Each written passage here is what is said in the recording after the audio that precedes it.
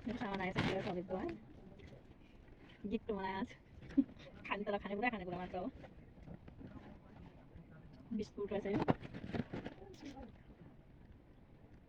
यो मसला बिस्कुट रहेछ क्युट डब्बा यसलाई बिस्कुट हो तर यसलाई खानेकुरा तर डब्बा हेर्नु जाँदा टेस्ट पाउडरको जस्तो लाग्यो कि मिठो छ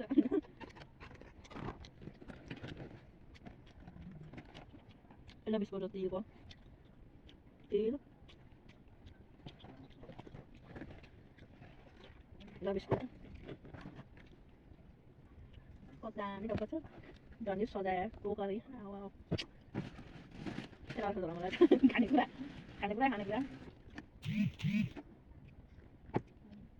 यसको नाम त मलाई थाहा नै थियो तर यो एकदम मिठो हुन्छ डब्बाभन्दा मनपर्ने कुरा